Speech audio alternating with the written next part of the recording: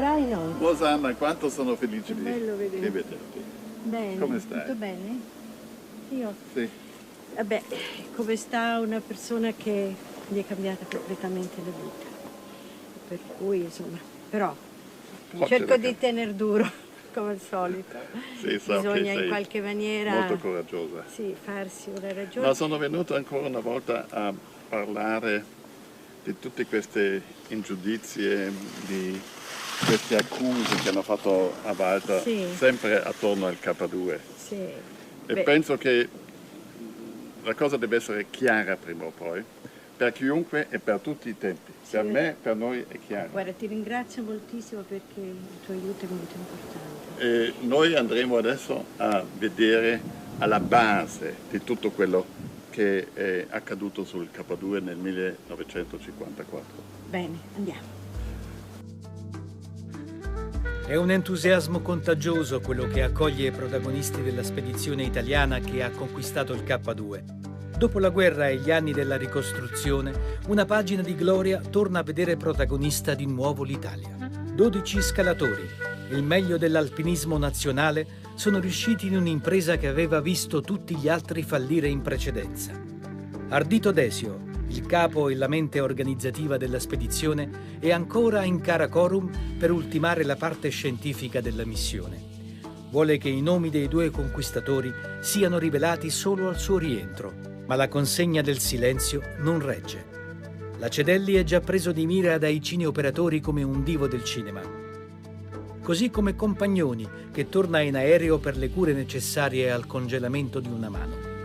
Tra i reduci festeggiati c'è anche un sorridente Walter Bonatti, all'epoca 24enne. Nulla lascia pensare in quel clima di allegra celebrazione che sotto il racconto ufficiale si nascondano fatti e comportamenti che apriranno un solco profondo tra Bonatti da un lato e i due conquistatori della vetta dall'altro. La controversia che esploderà 10 anni dopo a seguito di un articolo su un giornale torinese riguarda le bombole d'ossigeno che Compagnoni e Lacedelli hanno usato nel tratto finale della scalata. Bonatti le aveva portate fin quasi al Campo 9. Avrebbero dovuto bastare fino alla vetta. Ma così non fu, almeno stando alla versione ufficiale a cui si attiene anche la ricostruzione del film dell'impresa. 30 luglio. A 8.000 metri Lino e Achille attendono l'alba, stretti l'uno all'altro, fiato contro fiato, come due fratelli in guerra. La distanza che li divide dal campo base affonda nelle tenebre per 3.000 metri e non sanno che a soli 100 metri sotto di loro Walter Bonatti, il più giovane degli alpinisti, salito a portare i respiratori, trascorre la notte in una buca di ghiaccio con l'Unza Medi farneticante per il gelo. Alle 3 riescono a scaldarsi una camomilla. Alle 5 scendono a prendere le bombole portate da Bonatti. Il tempo corre, la loro marcia è sempre più lenta. Alle 4 del pomeriggio la nebbia dissolve. Ma dopo mezz'ora i respiratori hanno esaurito l'ossigeno. È durato 8 ore. Si guardano negli occhi, un attimo e han deciso. Se debbono morire, sarà lassù.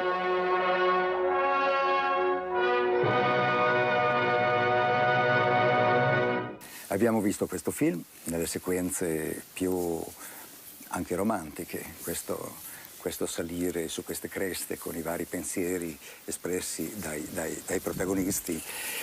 Il film, l'altro film, quello che incominciava quando è finito questo che abbiamo appena visto, cioè i 50 anni che sarebbero seguiti, 50 anni di polemiche, di verità non riconosciute. Ecco, dato che dopo 50 anni, cioè oggi, questi problemi, queste verità sono state riconosciute, ecco, per questo io giustifico il mio sorriso di oggi. Per interessi misteriosi di cui non voglio neanche parlare, la verità è stata taciuta, cioè l'arrivo sulla cima del K2 senza ossigeno. Invece non è vero, non lo dico io ho scritto dei libri, lo dicono i 3 saggi che oggi finalmente hanno stabilito che il K2 è stato conquistato con l'ossigeno. L'ossigeno è finito, se è finito, sulla cima del K2. Però dico, ci sono voluti 50 anni. 50 anni quando già all'indomani della scalata del K2 c'era tutta una documentazione che diceva che anticipava quello che è stato poi preso in considerazione 50 anni dopo. Questo mi fa sorridere, ma nello stesso tempo mi fa anche un'immensa tristezza.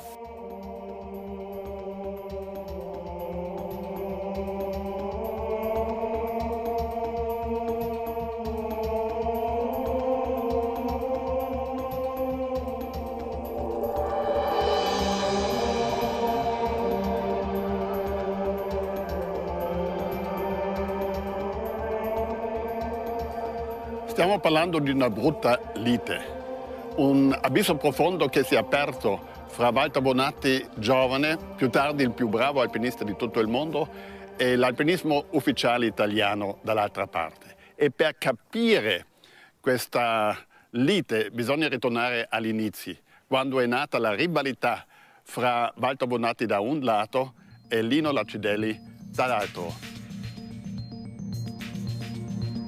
Primi anni 50. Una nuova generazione di rocciatori si mette in luce sui luoghi simbolo dell'alpinismo italiano. Nasce in quegli anni una rivalità tra occidentalisti e orientalisti, cioè tra la scuola aostana piemontese e quella dolomitica. Da un lato la durezza climatica dei 4000, l'insidia dei grandi ghiacciai e delle slavine, e dall'altro la verticalità estrema delle pareti fatte di roccia morbida. Granito contro dolomia.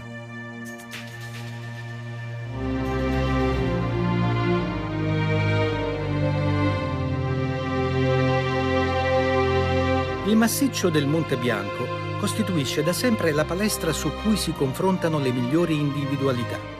Il giovane Bonatti lo sa bene e per questo legherà profondamente, anche drammaticamente, la sua carriera alpinistica alle pareti del Bianco. Sui satelliti del massiccio, pilastri di roccia verticali, levigati per millenni dai ghiacciai, vuole affermare la sua eccellenza tecnica e mostrare il suo controllo rispetto alle difficoltà estreme.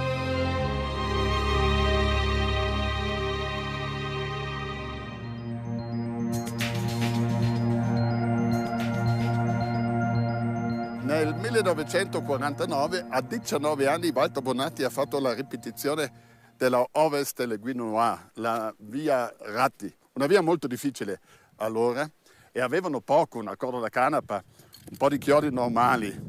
Sulla est del Caposin hanno fatto la stessa cosa, forse 2 corde di canapa, pesantissime. Per i chiodi dovevano avere delle fessure, mettevano i chiodi, li battevano col martello e poi si legavano per farsi autoassicurazione. E usavano anche i chiodi per mettere la staffa.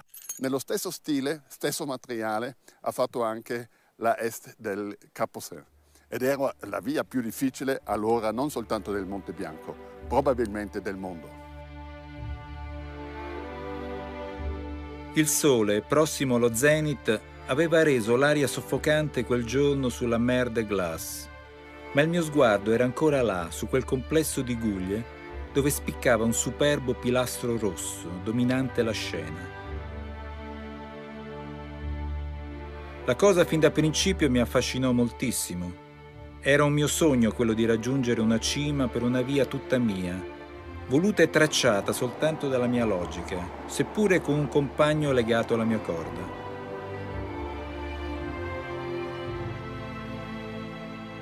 Poche ore bastano a liberare la roccia dalla neve caduta nella notte.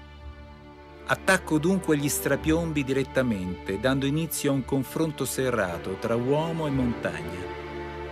Il cappuccio culminante del Grand Capucin ostenta profili aerei e taglienti.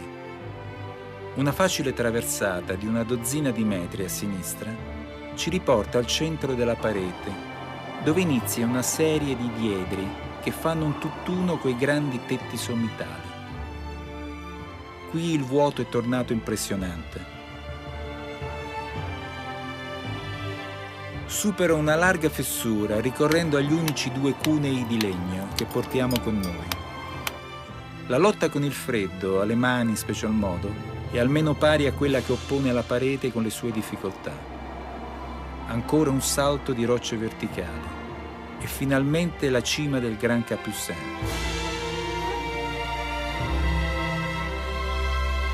Sono le 14:30 del quarto giorno.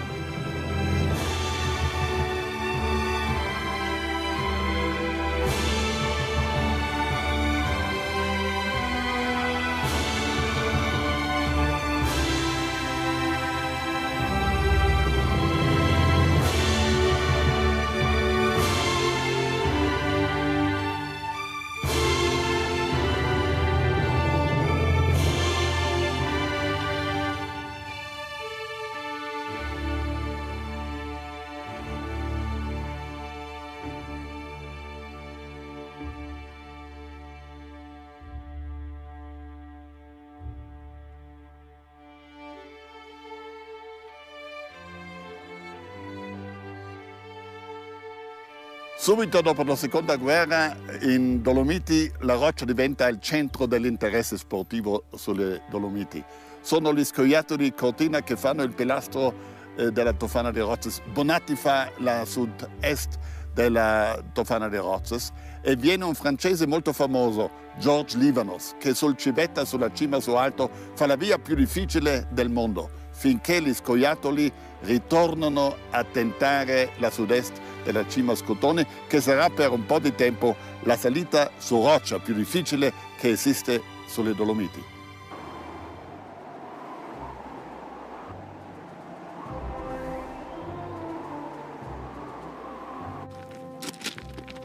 Quando la Cedelli, Ghedina e Lorenzi nel 1952 danno l'assalto a Cima Scotoni, tutte e tre sono tra i membri di spicco del gruppo Gli Scoiattoli di Cortina, l'associazione alpinistica forse più famosa d'Italia insieme ai Ragni di Lecco. La Cedelli si è formato sulle montagne cortinesi. Il suo è uno stile spavaldo ai limiti della sfrontatezza.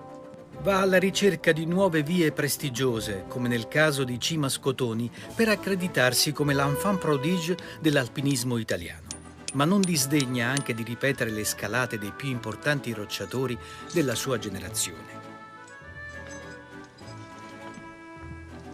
In questo caso il fine sembra quello di ridimensionarne il valore tecnico, eseguendole in tempi molto più ristretti, come a sottolineare un tasso di difficoltà tutto sommato normale. Ed è proprio con Bonatti che nasce una polemica. Ripete nel 1951, sempre insieme al fido Ghedina, la via sul Grand Capucin, aperta pochi mesi prima dall'alpinista lombardo, e lo fa in 18 ore, senza bivacco. Una prestazione mostruosa, al punto da essere messa in dubbio dal diffidente mondo alpinistico occidentale. Tra Bonatti e la Cedelli è l'inizio di una rivalità tecnica e umana che di lì a pochi anni verrà rinfocolata e ingigantita dalle vicende sul K2, una disputa che diventerà una delle più famose e controverse dell'intera storia dell'alpinismo d'alta quota.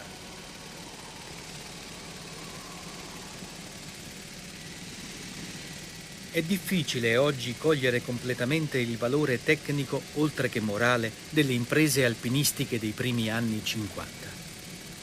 L'apparente facilità con cui cordate di alpinisti domenicali affrontano pareti impegnative non deve trarre in inganno.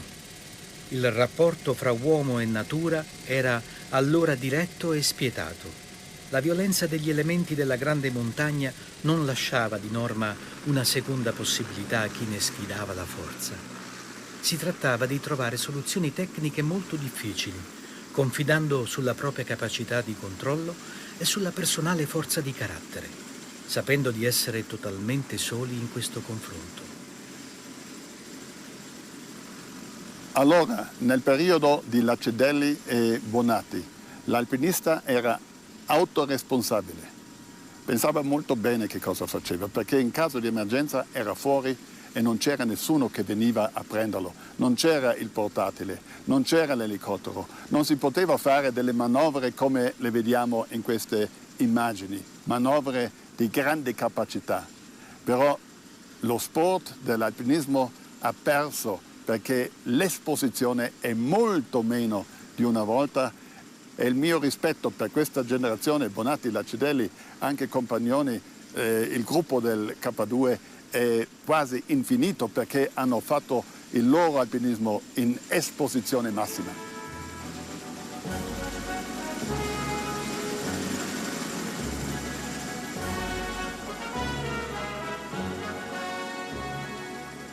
Al successo di Lacedelli sulla Scotoni, Bonatti ha trovato una risposta salendo con Carlo Mauri la parete nord della cima ovest di Lavaredo, via Cassin, una delle vie più difficili delle Dolomiti e d'inverno, una cosa quasi impossibile. Ha dimostrato così di essere d'avanguardia sul granito, sul ghiaccio, sulla Dolomia. Così era chiaro che questi due ragazzi erano ancora, Bonatti e Lacedelli, erano fra i primi alpinisti del mondo. Tutti e due sono invitati sia dal CAI, da Riccardo Cassin, da Desio, per il K2, però la vecchia rivalità rimaneva nelle loro teste. Tra coloro che alla fine del 1953 si ritrovano a Milano nelle selezioni per formare il corpo di spedizione al K2, ci sono due ragazzi giovani e sicuri di sé, Lino Lacedelli e Walter Bonatti. Ardito Desio, reduce da un sopralluogo in Karakorum con Riccardo Cassin, ha appena ricevuto da parte del CAI la nomina di capo spedizione della missione. Per questo ruolo ha appena battuto la concorrenza proprio di Cassin, in un primo momento indicato dai committenti per il suo carisma di rocciatore di fama internazionale. Inizialmente il capo spedizione era stato scelto nella persona di Riccardo Cassin da parte del Club Alpino Italiano per le capacità dimostrate nella conduzione di spedizione, per la nomea ma reale che si era fatta sulle capacità anche di relazione con gli uomini. Però Desio era portatore del contributo del CNR, il CNR che contribuiva in prima istanza con una dotazione economica e in più avrebbe dato risalto alla parte scientifica, perché la spedizione aveva una componente scientifica e una alpinistica. Desio la mise dura e su questo libro c'è proprio riportato il verbale dove Desio dice deve esserci un unico capo spedizione. A quel punto Cassin, uomo CAI, per Bonesto si ritira e non partecipa, ma questo per vicende che accadranno dopo, e non partecipa alla spedizione. La preoccupazione principale di Desio è la creazione di un gruppo coeso e disciplinato, capace di rispettare sia l'ordine gerarchico sia i tempi della programmazione che lui ha in mente. Durante il sopralluogo in Pakistan ha incontrato Charles Houston, il capo spedizione americana. I suoi consigli lo hanno convinto ancora di più della necessità di una ferrea organizzazione. Non è la prima volta che gli italiani pensano al K2. Nel 1909 Luigi Amedeo, duca degli Abruzzi, guida una grande spedizione che dà l'assalto alla montagna. Con i mezzi e i materiali del tempo l'impresa non può che fallire, ma la spedizione ottiene un grande risultato. Individua come via ideale per la scalata una cresta nella parte sud-est. In onore del duca prenderà il nome di Sperone Abruzzi. Quella via ancora oggi è la linea più usata per arrivare in vetta alla montagna. Ma anche per Desio il Karakorum e il K2 sono una vecchia conoscenza alla cui esplorazione e conquista pensa già da tempo. Nel 1950 i francesi sotto il leadership di Maurice Herzog salgono l'Annapurna il 1° 2000. 3 anni dopo gli inglesi con la guida di Lord Hunt salgono l'Everest, la cima più alta del mondo. Prima tutte queste montagne erano più o meno sacre per la gente locale. Nel 1953 i tedeschi austriaci con Hermann Buhl salgono il Nanga Parbat e finalmente nel 1954 gli italiani si cimentano sul K2. La gente locale lo chiama Ciogori, la grande montagna. Era Ardito Desio a mettere in piedi questa spedizione e lui guida questa spedizione come un generale. Achille Compagnone è sul suo lato. Gli alpinisti reagiscono come alpinisti e alla fine abbiamo un grandissimo successo e una grande spaccatura fra gli alpinisti da un lato e il leadership dall'altro.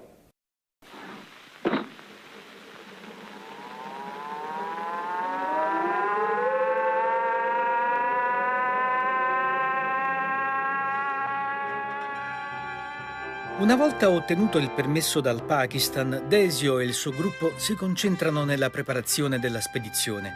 Bisogna trovare e testare dei materiali nuovi capaci di sopportare sollecitazioni estreme. Le industrie nazionali raccolgono la sfida e forniscono la spedizione di materiali tecnicamente all'avanguardia. Vi è poi l'aspetto della preparazione fisica. Anche se nel 1954 3-8.000 erano stati già conquistati, le conoscenze degli effetti per la salute umana di una lunga permanenza in alta quota sono ancora incomplete e in parte sbagliate. Si parte dalla convinzione che sia indispensabile l'uso delle bombole di ossigeno, anche se nel 1953 l'austriaco Hermann Bull aveva conquistato il Nanga Parbat senza respiratore. Vengono effettuati test e verifiche cliniche molto pesanti, paragonabili a quelli che di lì a pochi anni affronteranno gli aspiranti astronauti. I risultati delle prove producono una clamorosa esclusione. Riccardo Cassin, già privato del ruolo di capo spedizione, viene dichiarato non idoneo per la spedizione. Perché Riccardo Cassin è stato eliminato da questa spedizione, nonostante il fatto che nel 1953 era andato con Desio a studiare una possibilità di salire il K2? Semplicemente perché era un concorrente a Desio. Desio era la persona forte, lui aveva trovato i mezzi, lui aveva sognato la spedizione, lui ha anche in realtà scelto le persone, anche se il CAI ha proposto le persone. E alla fine aveva un mezzo molto semplice con queste prove a dire sì a questo. Anche Cesare Maestri è stato escluso, no a quell'altro. E bisogna capire che né il CAI, né il gruppo, né Cassin avevano una forza su questa spedizione come Desio, perché era lui l'ideatore. E bisogna anche lasciare l'onore a Desio che lui è il padre principale del successo. Poi un secondo padre del successo diventa Walter Bonatti, portando l'ossigeno fino all'ultimo campo. Il 20 aprile 1954, dopo Pasqua, gli scalatori partirono da Ciampino. La partenza della spedizione al K2 è seguita dall'opinione pubblica del paese con una forte partecipazione emotiva. È evidente che in questa impresa l'Italia mette in gioco una discreta parte di quel tentativo di riaffacciarsi sulla scena mondiale dopo il disastro dell'avventura bellica. Preoccupa la difficoltà in sé dell'impresa, ma soprattutto il confronto con quanto successo a ben 3 consecutive spedizioni americane, di cui l'ultima nel 1953. Ma le differenze sono fondamentali. Quella italiana è ciò che si definisce una spedizione pesante. Anche gli americani avevano cercato di curare la preparazione, ma il rapporto tra numero dei partecipanti e scorte di materiali è del tutto diverso.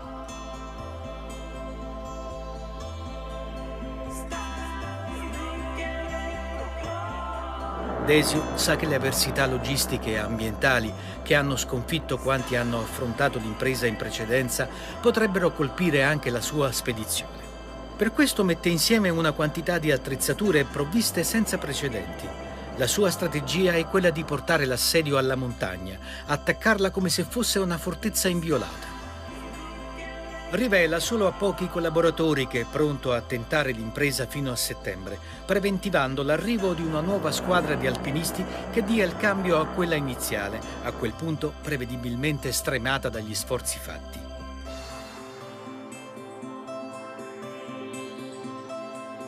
Sa che non può tornare a mani vuote e ha lavorato per evitare questa eventualità.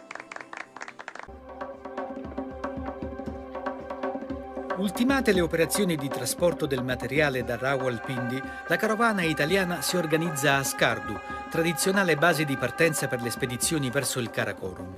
In Italia i membri del gruppo hanno ricevuto informazioni e consigli per non urtare la suscettibilità delle popolazioni locali.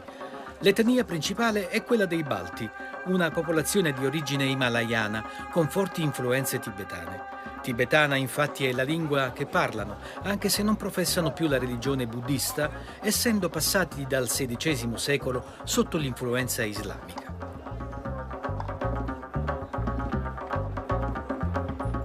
anche se meno famosi degli Sherpa, hanno finito per farsi conoscere nel mondo dell'alpinismo d'alta quota come dei portatori forti e abili.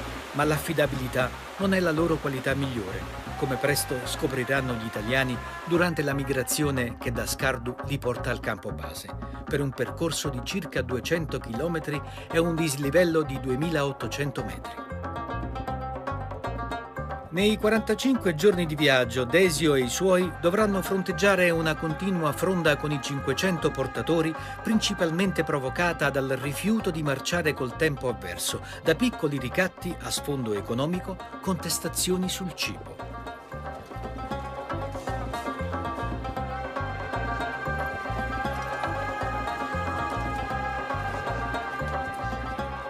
I componenti italiani si prodigano per favorire il regolare cammino della carovana e risolvere i piccoli continui problemi. In un gruppo che si frequenta tutto sommato da poco, si inizia a cementare un certo spirito cameratesco. Nascono simpatie sulla base dei distretti di provenienza e sulle affinità caratteriali.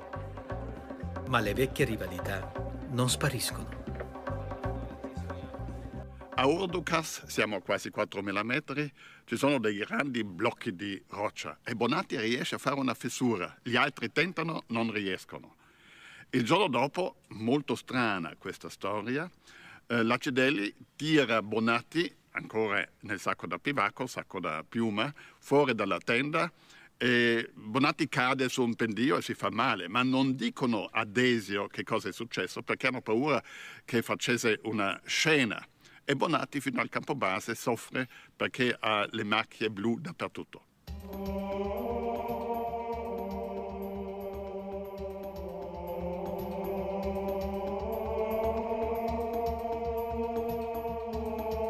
La carovana affronta la marcia sul ghiacciaio del Baltoro, un'imponente lingua di ghiaccio lunga 57 km.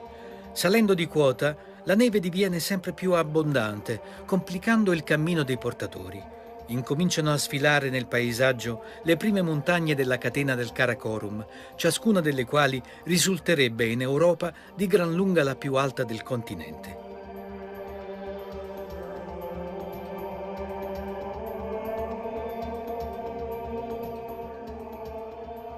Il cattivo tempo intralcia e rallenta la marcia. Quando la spedizione è in vista del Circo Concordia, il grande piazzale panoramico, le condizioni migliorano. Dallo spesso manto di neve, finalmente illuminato dal sole, si emana un riverbero accecante, sopportabile solo con gli appositi occhiali da sole. Gli italiani ne sono provvisti, i portatori no. Si diffonde rapidamente una grave forma di oftalmia che provoca una rivolta fra i balti. Una torma disordinata di baltì interrompe bruscamente il riposo degli italiani. Gli occhi bruciati dall'accecante riflesso della neve, parecchi portatori sono stati rimandati indietro dagli alpinisti partiti con loro. Pagani, il medico della spedizione aiutato un po' da tutti, si prodiga nelle prime cure d'urgenza. Il male che ha colpito i portatori ha fatto esplodere in loro la carica delle ataviche paure. La maggior parte abbandona i carichi e pianta in asso gli scalatori. È un brutto momento per la spedizione, che rischia di sfasciarsi in maniera impensata, mandando all'aria il piano preordinato dal capo con un appassionato lavoro durato mesi e mesi e costato molta fatica e sacrifici d'ogni genere.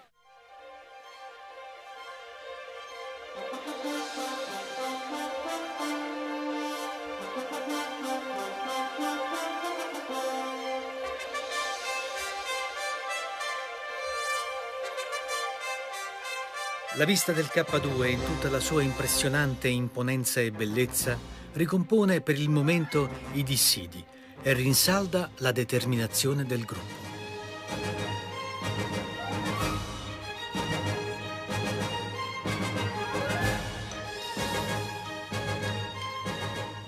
Dopo i momenti difficili del lungo viaggio di avvicinamento, l'atmosfera è più distesa e Desio sembra aver ripreso in mano il controllo sul gruppo.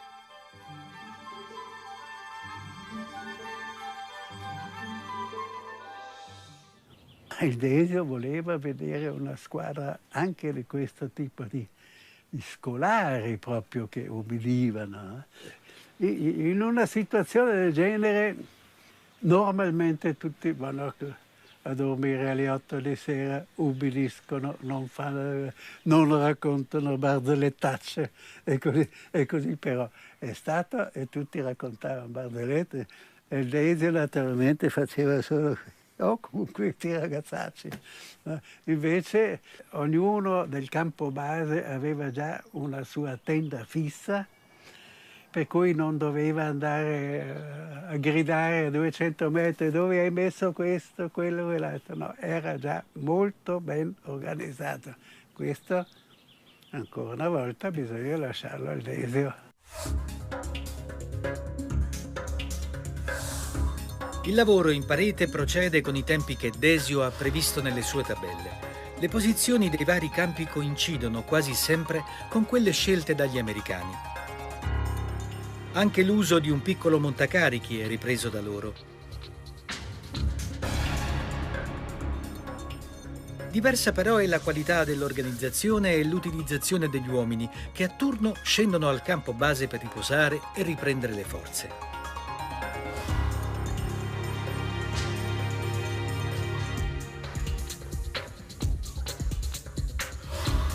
Il lavoro principale è quello di collegare con nuove corde fisse i vari campi. Gli italiani non si fidano di usare quelle lasciate dagli americani e un incidente potenzialmente mortale capitato a Cirillo Florianini convince tutti sulla giustezza della scelta. Per questo compito si formano delle coppie che lavorano quasi sempre insieme. Abram con Gallotti, Compagnoni con Rei, Bonatti con Lacedelli. Non sappiamo se quest'ultima coppia si sia formata per caso o per decisione del vertice. È comunque a questi due alpinisti che Desio affida la posa delle corde fisse lungo il cosiddetto Camino Bill, il passaggio tecnicamente più impegnativo lungo la via dello Sperone Abruzzi.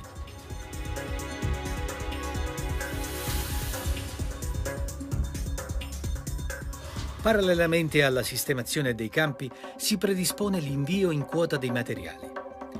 Un grande aiuto viene dagli UNSA, le guide di alta montagna. Totalmente distinti per geografia e cultura dai Balti, essi entrano in azione solo quando ha inizio la fase della scalata.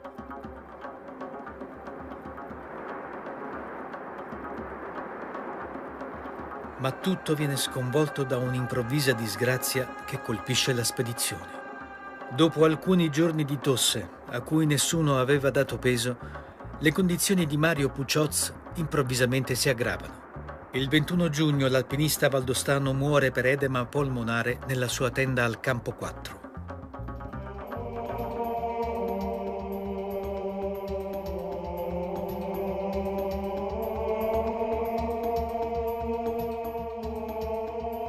Nello sconforto generale tutti si chiedono come sia stato possibile che proprio l'elemento più forte abbia finito per cedere alla fatica e all'avversità del clima.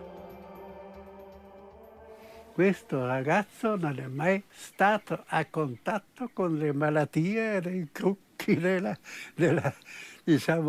città. No, proprio secco ha detto. Lui mi ha raccontato, dice che lui si vanta di non essere mai stato giù in valle. Questo cosa voleva dire? Voleva dire che non si è mai immunizzato, non ha mai avuto il contatto di fare scambiare i suoi, chiamiamoli, microbi, no, con altri. E difatti è stata una roba di questo genere. Il Karakorum è un grandissimo sistema montuoso che si estende a nord-ovest dell'Himalaya e a ovest del Tibet. Le differenze climatiche fra le due catene montuose dipendono soprattutto dalla diversa distanza dal mare. Il K2 ne dista 1500 km, l'Everest soltanto 640. Per Desio questo significa soprattutto una cosa: il monsone, il vento umido e caldo di sud-ovest che porta le grandi piogge, qui dovrebbe arrivare molto attenuato, con minori precipitazioni che a queste quote si trasformano in nevicate e bufere. Eppure la percezione degli uomini lungo lo Sperone d'Abruzzi è un'altra. Da settimane il cattivo tempo ostacola il trasferimento dei materiali e, conseguentemente, il lavoro di allestimento dei campi. La cosa ha delle ripercussioni sul morale generale del gruppo. Nelle lunghe giornate passate in tenda, mentre imperversa la bufera, è probabile che gli alpinisti abbiano iniziato a chiedersi se il loro capo spedizione non si fosse sbagliato sulla questione climatica e se tutta la missione non rischiasse di fallire. Il cattivo tempo ci ha rubato tante diciamo, ore preziose che poi sono andate a scapito, diciamo, delle forze di ognuno lì, e poi anche tu eri proprio, cominciavi a non credere più nella possibilità, perché si accorciava il tempo, si accorciavano anche i tempi, non solo il tempo ma anche il tempo che in genere è un po' previsto lì in quelle zone. Abbiamo tentato di rimanere su 1, 2, 3 giorni, allora il Pagani diceva: senti, uno appena può deve andare giù e riprendersi un pochettino. Sul K2 il monsone non arriva. E Desio probabilmente lo sapeva, però erano sfortunati col tempo. Dopo 40 giorni il gruppo era stanco, quasi tutti erano sforzati al limite e qualcuno forse pensava di ritirarsi e di andare a casa. Desio non voleva cedere. Però all'ultimo momento, quando c'era questa finestra di una possibilità di salita in cima, non è che Desio era lì a dirigere, aveva dato a Compagnoni il leadership per la cima e poi hanno dovuto decidere minuto per minuto, giorno per giorno, e per bravura e anche capacità logistica sono arrivati in cima, mettendo insieme tutte le forze, tutte le capacità, mettendoli su 2 alpinisti, Compagnoni, Lacedelli, per fare il successo che poi era un successo del gruppo, non di 2 persone. In parete la resistenza fisica degli alpinisti inizia dunque a vacillare. Le prolungate permanenze nella cosiddetta zona della morte, cioè al di sopra dei 7.500 metri, rendono tutti più deboli e predisposti a malanni di ogni tipo. Potenziali protagonisti per la conquista della vetta danno forfait per sfinimento. È il caso di Ubaldo Rei, originariamente pensato da Desio come il compagno ideale di Compagnoni per l'assalto finale. Compagnoni stesso è messo KO per alcuni giorni da una terribile otite. Anche il giovane e forte Bonatti è immobilizzato al campo 7 per una congestione intestinale. Ma a improvvise cadute seguono clamorosi recuperi. E i piani di Desio devono comunque fare i conti con la spietata selezione che la fatica e il freddo determinano. Nessuno può sapere, quando arriverà il momento buono per tentare, quali nomi usciranno dalla roulette che la montagna continua a far girare senza riguardo per nessuno. Finalmente! Siamo alla fine di luglio, dopo 40 giorni di brutto tempo, una finestra di bel tempo. All'ultimo campo si trovano gli alpinisti di punta e la sera del 29 luglio a questo 8° campo c'è una grande discussione. Compagnoni, Lacedelli, Bonatti, Gallotti. Questi gli uomini che il 28 luglio montano il campo 8 a 7.700 metri. Desio via radio ha passato a Compagnoni la leadership per l'assalto finale e Lacedelli sarà il suo compagno. Ma c'è un problema. I 2 basti, con le bombole d'ossigeno necessarie per salire in vetta, sono stati abbandonati poco sopra il campo 7. Compagnoni chiede a Bonatti se la senta di recuperarli e portarli al campo 9, che lui e Lacedelli appronteranno il giorno dopo. Bonatti capisce che quella richiesta equivale per lui all'esclusione dalla vetta. Dopo un dislivello così enorme, è impensabile che possa ancora avere le forze per proseguire. Si fissa il punto per il campo 9. Bonatti chiede solo che sia un po' più in basso del previsto, per favorire il ricongiungimento. Il giorno dopo, alle prime luci, i 4 si salutano e Bonatti e Gallotti iniziano la discesa al campo 7.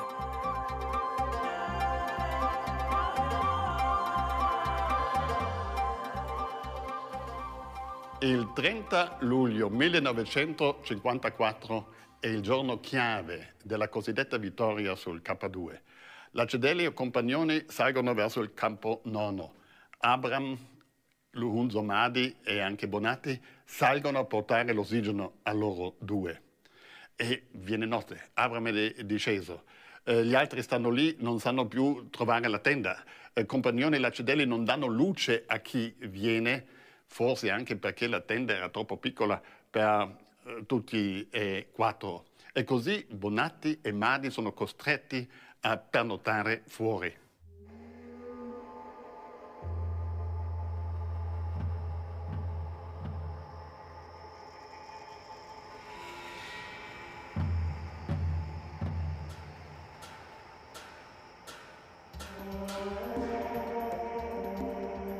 Risalendo dal campo 7 a Bonatti e Gallotti si sono aggiunti Abram e gli Unza Madi e Isakan, che trasportano altri materiali.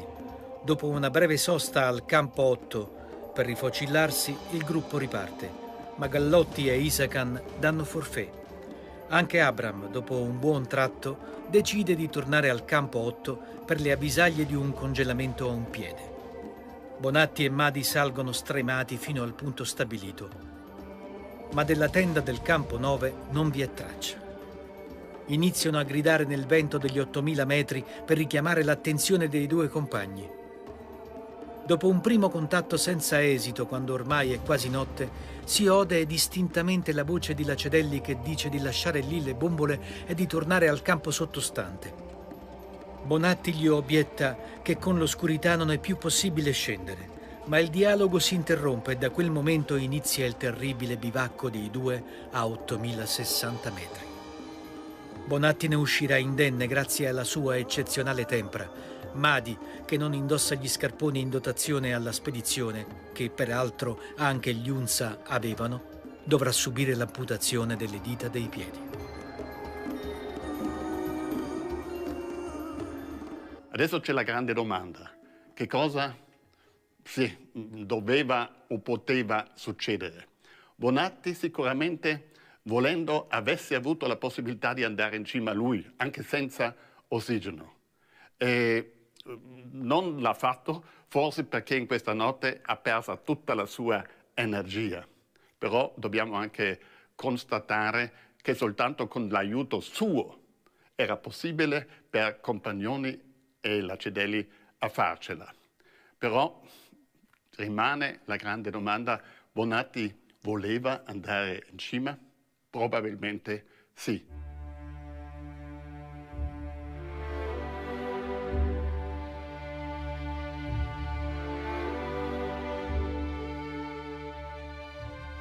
La relazione che nel 2004 i tre saggi incaricati dal CAI scrivono per raccontare di nuovo le fasi finali della conquista italiana del K2 cambia radicalmente la vecchia versione che Ardito Desio aveva dato alle stampe nel 1954. Innanzitutto viene spostata l'ora dell'inizio dell'assalto alla vetta, un particolare fondamentale per calcolare la quantità di ossigeno usato nella scalata. Assurda viene poi considerata l'accusa, fatta a Bonatti, di aver parzialmente consumato le bombole. L'alpinista lombardo non aveva con sé né le maschere né gli erogatori e quindi non era in condizione, anche ammesso che lo volesse, di respirare il gas delle bombole. Nella vecchia relazione ufficiale, l'ossigeno dei due alpinisti finisce pressoché contemporaneamente. È di nuovo assurdo pensare che i due bastini siano stati privati della stessa quantità di gas. Ma c'è poi un altro elemento che lascia perplessi. Se le bombole erano davvero vuote, perché i due alpinisti non si sono sbarazzati di un peso divenuto a quelle quote enorme? La conclusione a cui arrivano i tre saggi, anche se per via induttiva, è che le bombole non potevano non durare fino alla vetta, in considerazione anche del fatto che il costruttore ne garantiva il funzionamento per almeno 10 ore. Ma perché Compagnoni e Lacedelli hanno continuato a sostenere fino alla fine della loro vita che l'ossigeno quel giorno finì ben prima della vetta? Perché hanno tenuto fede a una versione che indagini e deduzioni sembrano indicare come una spudorata menzogna? Questo è l'ultimo enigma di una storia che, per il resto, è ormai chiara e finita. È dal 94 che il Club Alpino Italiano ha accettato la verità. Ripeto, la documentazione c'è, sottoscritta anche dal Walter, e ci fu il voto unanime, questo è importante sottolineare. Tutti i consiglieri all'unanimità decisero che era tempo di fare chiarezza, eccetera.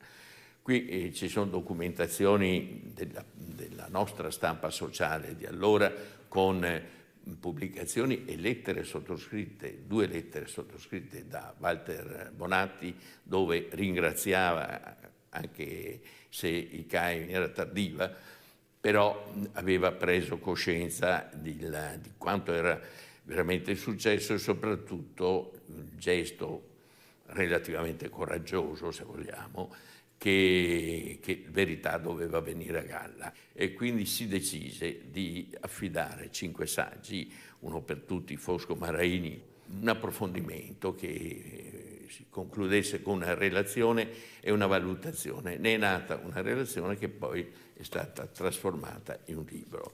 K2, una storia finita.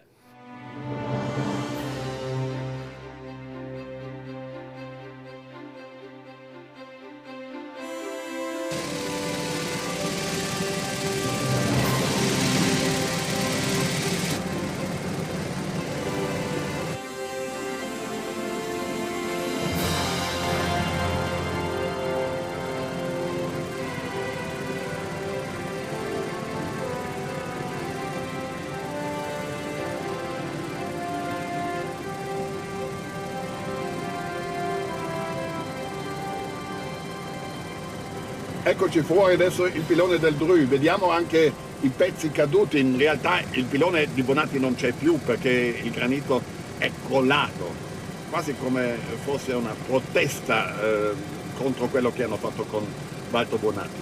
Bisogna sapere che un anno dopo il K2 Bonatti è ritornato sul bianco e ha fatto questo bellissimo pilastro, forse allora la via più difficile delle Alpi.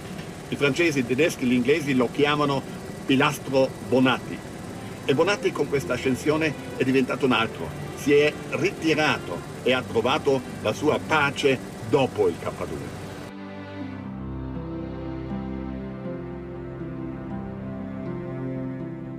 L'alpinismo è in fondo, con le sue tecniche, con le sue difficoltà, è una condizione che lo scalatore si pone per raggiungere, per conquistare se stesso attraverso la conquista materiale della montagna. Per Walter Bonatti inizia una eccezionale carriera di alpinista, piena di successi sulle montagne più difficili delle Alpi, delle Ande e di nuovo nel 1958 in Karakorum, con la conquista del Gasherbrum IV. La sua carriera di alpinista estremo si conclude nel 65, con la prima invernale della parete nord del Cervino. Ma Bonatti non esce di scena. Inizia una prestigiosa collaborazione con la rivista Epoca, che lo porta a esplorare zone di mondo selvagge e incontaminate. È il suo alpinismo orizzontale, come lo chiamerà, che anticipa di molti anni una nuova sensibilità verso la natura e la salvaguardia dell'ambiente. Ormai famoso, nella maturità apre un'ennesima nuova fase della sua vita, come conferenziere e scrittore. Nei suoi libri parla dei suoi grandi successi di alpinista, ma non dimentica la vecchia vicenda del K2, nella quale vuole che la verità dei fatti venga finalmente riconosciuta.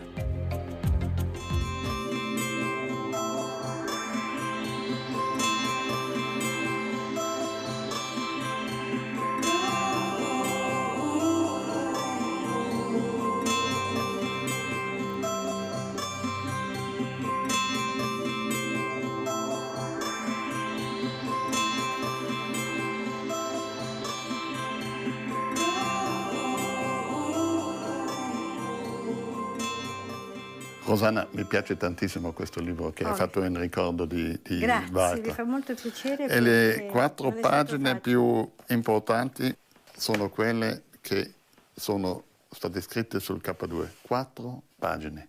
e basta. Io so che Walter ha sofferto tantissimo per questo K2, in tutta la vita ha sofferto, specialmente invidia.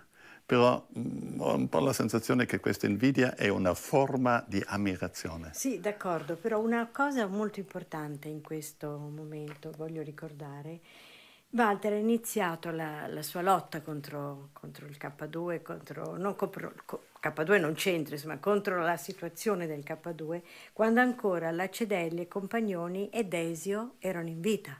Sì. Questo è molto importante, fa capire che la sua era veramente la verità, perché loro avrebbero potuto in qualche maniera difendersi. E un'altra cosa che mi fa molto piacere è che lui sia riuscito a vivere fino a quando la sua verità è stata accettata. E questa è stata una grandissima gioia per lui. Sì, lui ha potuto andare con la sicurezza, questa questione è finita. È chiusa per sempre la questione del K2.